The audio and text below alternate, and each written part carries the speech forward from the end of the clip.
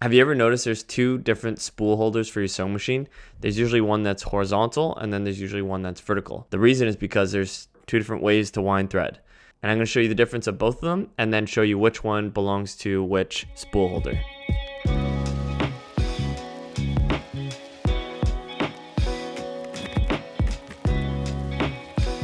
Here are two different spools of thread, both pretty popular brands, and they're both wound differently. The green one is parallel wound, which means the thread is basically wound parallel to the previous thread, so it's just constantly beside each other. Whereas this one is the crisscross method, so it usually looks kind of like an X where it's wound this way diagonally and then the opposite diagonally and then back and forth.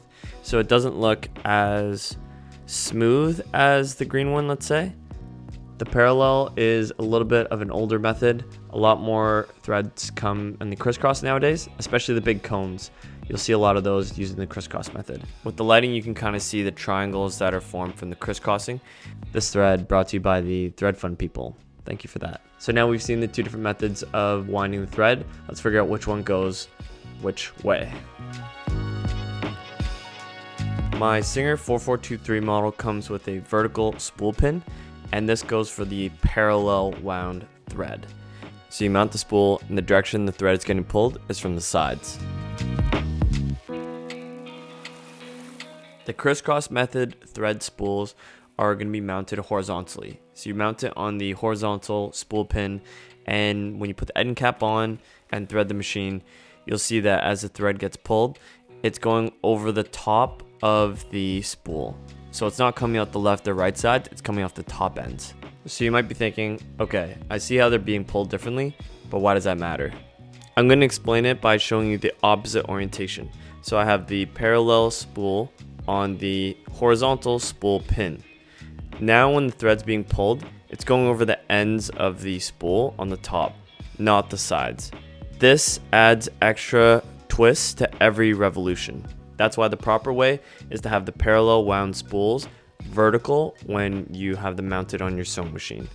I'm going to show you the difference with webbing. Imagine this webbing is the thread, and when I pull it from the side, as if it's mounted with a vertical orientation, the webbing comes out perfectly straight. However, when I have it on its side, it comes out all twisted, which means it could double in diameter by the time it hits the needle. This is what's happening with the thread on a very, very small scale. Now for the crisscross wound spool, I'm going to show you with this white thread. In my earlier example, the smaller spool was placed horizontally so that the thread goes over the ends. With the larger spools, you can have it vertical as long as the thread's still being pulled on the ends, meaning upwards.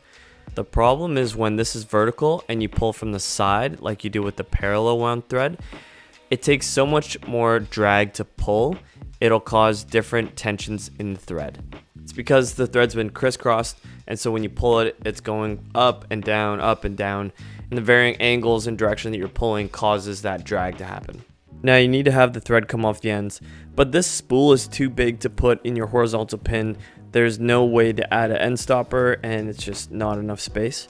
So what you need to get is a thread stand cone holder. It's got a base platform with a pin for the spool holder and then a small bar up top to bring the thread up and across. But if you don't have one of those, like me, there's another alternative solution to this. You can get a big jar. Usually you want a heavyweight jar so that it's heavy enough and big enough to hold the spool and also weight it down. This prevents the thread from just getting pulled in any direction, and the only way out of the jar is up. That's the difference between the different spool holders and how they're wound differently. Stay tuned and subscribe so you can see the next Seems Too True video or DIY. And until next time, peace.